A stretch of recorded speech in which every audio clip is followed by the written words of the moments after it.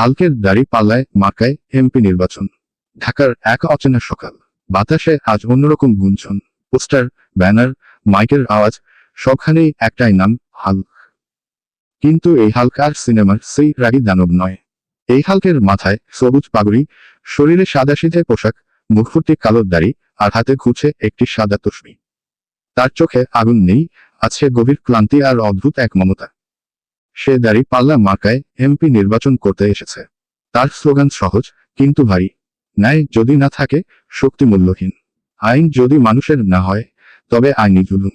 তার সঙ্গে আছে অনেক মানুষ, সাদা টুপি পরা মুসলমান, কেউ রিকশা চালক, কেউ মাদ্রাসার ছাত্র, কেউ আবার জীবনের বোঝা টানতে টানতে নই পড়া এক বৃদ্ধ। তারা হাল্ককে অনুসরণ করছে তার শক্তির জন্য নয়, তার শুনতে পারার ক্ষমতার জন্য। শক্তির পরীক্ষা। নির্বাচনী প্রচারের এক রাতে হাল্ক এক বস্তিতে ঢুকে পড়ে।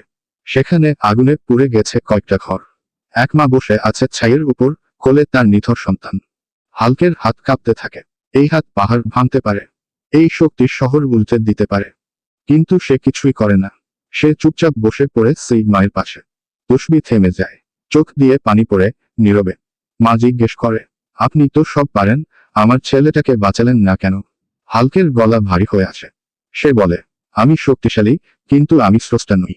আমি আইন বানাতে পারি, কিন্তু মানুষের হৃদয় জোর করে বদলাতে পারি না।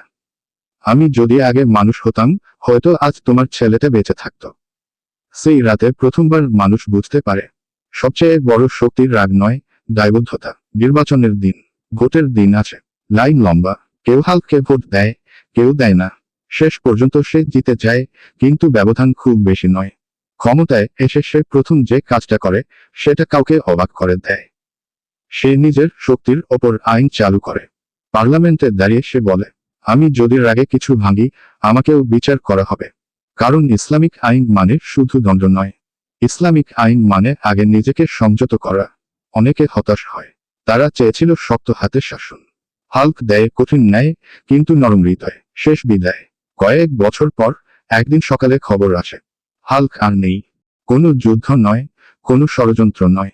সে এক রাতে নীরবে মারা গেছে, একটা এতিমখানার বারান্দায়, বাচ্চাদের মাথায় হাত বুলাতে বুলাতে। তার কবরের পাশে কোনো মূর্তি নেই, শুধু একটা লেখা, সে শক্তিশালী ছিল না বলেই মহান হয়েছিল। সে মানুষকে ভয় দেখায়নি, মানুষ হতে শিখিয়েছিল। সেদিন যারা কাঁদে, তারা শুধু মুসলমান নয়, তারা মানুষ। গল্পের মূল কথা, এই গল্প আমাদের শেখায়, শক্তি যদি ন্যায় না শেখে, সে ধ্বংস ডেকে আনে। ধর্ম যদি করুণা ভুলে যায়, সে বোঝা হয়ে দাঁড়ায়। আর সবচেয়ে বড় কথা, আইন মানুষকে শাসন করার জন্য নয়, মানুষকে রক্ষা করার জন্য।